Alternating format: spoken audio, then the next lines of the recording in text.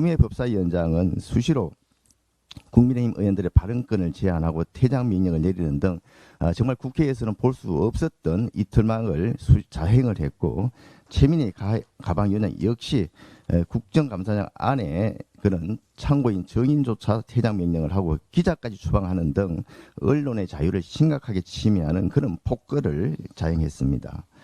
민주당이 통과시킨 이런 각종 악법들은 심지어는 3일 만에 발의해서 통과까지 시킨 그런 졸속 입법들이 수록하고, 그러다 보니까 법사위를 통과시켜서 본회의에 회부된 법안 중에서도 여러 가지 문제점이 발견해서 자기들이 낸 법안을 다시 수정할 본회의에 제출하는 그런 웃지 못할 사태까지 발생을 했습니다. 반면에 우리 국민의힘이 제출했던 민생 법안들, 대표적으로 노인 빈곤층을 보호하는 기초연금법 등은 1년이 넘도록 지금 상임위에 계류 중에 있습니다.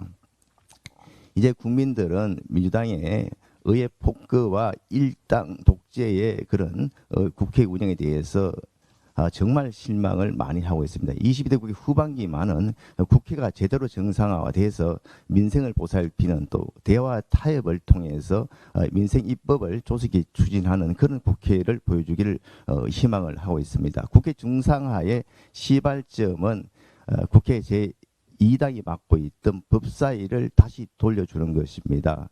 조속히 법사위를 우리 국민의힘에 돌려주고 원구성 협상을 마무리해서 여야가 민생을 해결하기 위해서 몰두하는 그런 국회의 모습을 보여주시기를 다시 한번 강력히 촉구합니다. 원내 정책수석 김미애입니다. 원내대표께서도 말씀하셨는데 조금 더 부연하겠습니다. 코스피 9천, 이 숫자 뒤에 무엇이 있는지 이재명 정부는 알고 있습니까? 특히 국민연금입니다. 최근 해외 투자은행들은 국민연금의 국내 주식 비중 확대와 리밸런싱 유예가 시장 왜곡과 환율 불안을 키울 수 있다고 우려하고 있습니다. 실제 코스피는 9,000선을 돌파했지만 원달러 환율은 여전히 1,500원대에 머물고 있습니다. 주가는 사상 최고치를 경신하는데 원화 가치는 약세를 보이는 비정상적 신호가 나타나고 있는 겁니다. 더욱 우려스러운 것은 과정입니다.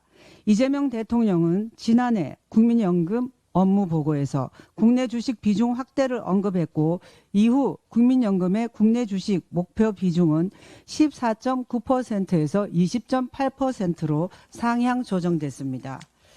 국민연금은 정부의 정책 수단이 아닙니다.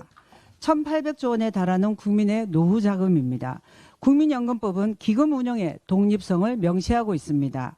그런데 시장 상황에 따라 독립적으로 운영돼야 할 국민연금이 증시 부양의 안전판 역할을 하고 있다는 의구심이 커지고 있습니다. 정부는 국민연금의 실제 국내 주식 보유 현황과 향후 리밸런싱 계획을 국민 앞에 투명하게 공개해야 합니다. 국민 노후 자금이 정권의 증시 성과를 뒷받침하는 수단으로 활용돼서는 결코 안 됩니다. 정부는 코스피 9천이라는 숫자만 자랑할 게 아니라 그 뒤에 있는 B2 38조 원, 반대매매 급증, 1,500원대 고환율, 국민연금 운용의 독립성 논란에 대해 국민께 답해야 합니다. 숫자만 자랑하는 정부, 그 이면의 위험에는 침묵하는 정부, 국민의힘은 결코 좌시하지 않겠습니다. 이재명 대통령은 지방선거 직후 국민의 경고를 겸허히 받아들이겠다고 했습니다. 그렇다면 국정 운영의 태도와 방향부터 달라져야 합니다. 그러나 현실은 정반대입니다. 민주당은 대통령 관련 의혹과 직결된 공소 취소 특검을 추진하면서도 참정권 훼손 사태에 대한 성력 없는 수사의 전제 조건인 야당의 특검 추천권은 받아들이지 않고 있습니다. 법사위원장 문제 역시 협치의 의지를 찾아보기 어렵습니다. 부동산 정책도 마찬가지입니다. 지난 1년간 서울 아파트 매매 가격은 13%, 전세 가격은 11% 가까이 상승했습니다. 이재명 대통령은 정부 정책에 저항하면 손해를 볼 것이라고 했지만 결과는 집값 상승과 매물 부족이었습니다.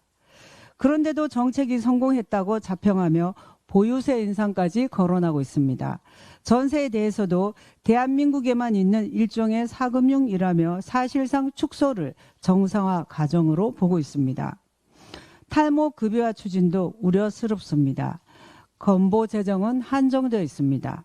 지금도 만성 골수성 백혈병 환자들은 산정 특례 탈락으로 치료비 부담이 크게 늘어나고 있고 소아 필수 의약품은 반복적인 품절 사태를 겪고 있습니다.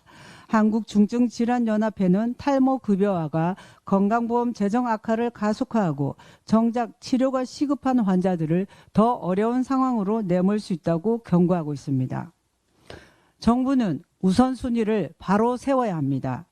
국민이 지방선거를 통해 보낸 메시지는 분명합니다. 국민이 기대하는 것은 말뿐인 겸손이 아니라 국정 운영의 실질적인 변화입니다.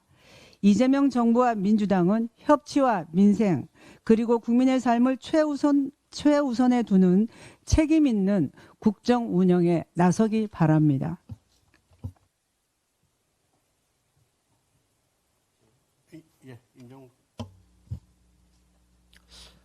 원내부대표 임정두 의원입니다. 안규백 국방부 장관과 국방부는 자신들의 발언으로 문제가 된 이슈에 대해서 모르쇠로 일관하더니 이제는 아예 국민을 상대로 거짓말을 하고 있습니다. 안규백 장관은 얼마 전 샹그릴라 회의에 참석한 직후에 기자들을 만나 이미 2020년도에 한미 양국이 전자권 전환의 94%를 충족했다고 말했습니다. 이 발언이 문제가 되자 대변인은 장관이 말한 수치는 과거 우리 당국이 평가했던 사례를 예시로 들면서 계략적인 수치를 말한 것이다라고 변명했습니다. 관련 사실을 국방부에 확인해 보았습니다. 해당 부서는 한미는 전자권 전환 추진 관련 종합적인 수치를 산출하고 있지 않다고 했습니다. 우리 군 단독으로도 전자권 전환 추진 진도를 평가하고 있지 않다고 확인해 주었습니다. 그리고 모든 구체적인 평가 결과는 한미 연합 비밀이기 때문에 공개가 제한된다는 입장을 분명히 밝혔습니다. 안규백 장관은 도대체 어느 당국이 전자권 전환 조건이 94%로 평가했는지 밝혀야 합니다. 한미 연합뿐만 아니라 우리 군도 단독으로 종합적인 수치를 산출하지 않는다는데 그럼 과연 종합적인 수치를 누가 산출했다는 것입니까? 이렇게 국민에게 거짓말을 하면서까지 전자권 전환을 이재명 대통령 임기 내에 하려는 의도가 과연 무엇입니까? 국방부 장관은 대한민국의 국방을 책임지는 중요한 자리입니다. 안규백 장관은 전자권 조기 전환, 사관학교 통폐합, 방첩사 폐지 등 안보 자해 행위를 당장 중단하기 바랍니다. 이상입니다.